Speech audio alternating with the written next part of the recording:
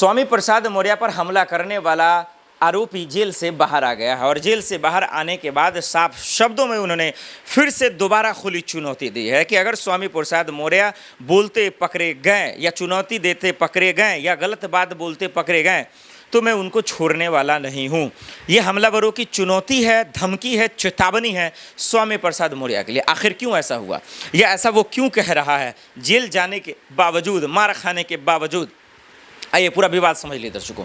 अभी हमने आपको बताया कि रामचरितमानस को लेकर, तुलसीदास को लेकर जब स्वामी प्रसाद मौर्य पर कोर्ट के जब आदेश आए, एफआईआर दर्ज करने की बातें हुई और होता है तो वो जेल भी जाएंगे, लेकिन ठीक उसके तुरंत बाद जो अभी हम बता रहे हैं कि आरोपी जेल से आता है तो क्या कहता है, जरा सा समझिए, पहले पूरा मामला समझिए। स्वामी प्रसाद मौर्य दरअसल जो है सभा करने या जो भी करने जा रहे थे, आपने देखा कि उनको सरेआम सड़कों पर थप्पड़ जड़ दिया जाता है। फिर वो करनी सेना का आदमी होता है और हालांकि स्वामी प्रसाद मौर्य कह रहे थे कि वो भाजपाई के गुंडे हैं, योगी के गुंडे हैं वगैरह वगैरह, लेकिन सच्चाई समझिए दरअसल क्या। सच्चाई ये था कि वो करनी सेना का दरअसल आदमी था और उन्होंने कहा जब वो जेल से बाहर आया, वो थप्पड़ मार दिया, फिर उनकी कुटाई हुई, हालांकि वो भी गलत था जो हमने वीडियो के माध्यम से कहा। फिर वो जेल जाता है, एफआईआर दर्ज होता है, गिरफ्तार होता है, फिर उनको जमानत मिल जाती है।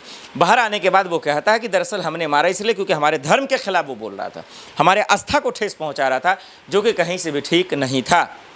लिहाजा सवाल ये होने लगा कि आखिर जो है फिर वो आरोपी हमलावर ये कह रहा था कि भाई अगर दोबारा वो बोलते हैं हमारे धर्म को लेकर तो फिर हम उनको छोड़ेंगे नहीं। तो मैं उन हमलावरों से कहना चाहता हूं, उन आरोपियों से कि देखिए आपके धर्म के खिलाफ कोई अगर बोला तो वो बिल्कुल गलत है, लेकिन कानून का सहारा ना लें, बजाय इसके कि आप कानून को ही हाथ में ले लें।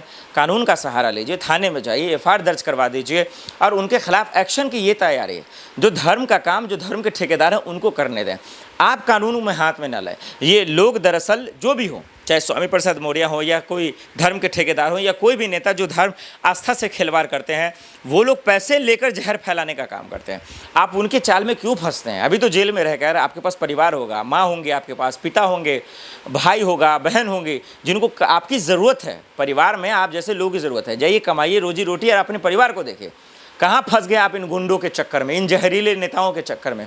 तो इससे बचने की ज़रूरत है। मैं उन तमाम लोगों को कह रहा हूं जो धर्म के नाम पर जो है आप उपवाद मचाते हैं और दंगाईगिरी करते हैं, चाहे कोई भी हो, किसी भी धर्म से रिलेटेड हो, इन सब से बचने की ज़रूरत है और इस पर एक्शन लेने की ज़रूरत है। अगर स्वामी प्रसाद मौर्य ऐसा कर रहे हैं तो उन पर भी कार्रवाई करने की ज़रूरत है। हालांकि उन पर एफआईआर दर्ज करने की नोटिस आ भी गए, लेकिन मैं हमलावरों से करना चाहता हूं कि जो खुलेआम सड़कों पर थप्पड़ मार देते हैं या करनी सेना के नाम पर कुछ और भी करते हैं, ये दुरुस्त नहीं है, ये कहीं से भी जायज़ नहीं है, ये कानून व्यवस्था के खिलाफ है, ये संविधान के खिलाफ है। ये हम सबको समझने की और परखने की ज़रूरत है। ये बात समझना पड़ेगा, ख़ास करके जो है वो करनी सेना के, क्योंकि इकरा हसन को कभी लेकर बोल देते हैं, असदुद्दीन ओवैसी को लेकर बोल देते हैं, चंद्रशेखर आज़ाद पर जो हमला कर देते हैं।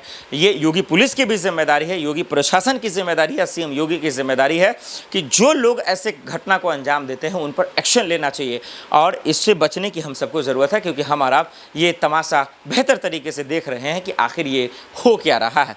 इन तमाम घटना पर दर्शकों जो स्वामी प्रसाद मौर्य पर कोर्ट के आदेश आए हैं और ख़ास करके उनके हमलावर जो जेल से बाहर हो गए, इस पर आपके क्या राय हमें कमेंट कर जरूर बताइएगा। साथ ही ये भी बताइएगा कि स्वामी प्रसाद मौर्य जो खुलासा कर रहे थे, जो बता रहे थे कि ये भाजपाई के गुंडे हैं, ये बीजेपी के गुंडे हैं, ये तमाम लोग मिलकर हमारे खिलाफ साजिश रच रहे थे, क्या वाकई में ये सियासत का हिस्सा है या फिर कुछ और है? हमें कमेंट कर जरूर बताइएगा। साथ ही ये भी बताइएगा कि यूपी में ही इस तरीके के घटने ज़्यादा क्यों होते हैं? क्या इसके पीछे कोई लॉजिक है? क्या इसके पीछे कोई बहुत बड़ा जो है साजिश चल रहा है? और इससे जो है आम लोग इस चंगुल से कैसे बचें, आम लोग इस चीज़ों से दूर कैसे रहें, ये सबसे बड़ा सवाल है जो हमें कमेंट कर ज़रूर बताइएगा, क्योंकि हम और आप देख रहे हैं कि यूपी में ये तमाशा कितना ख़तरनाक होता जा रहा है।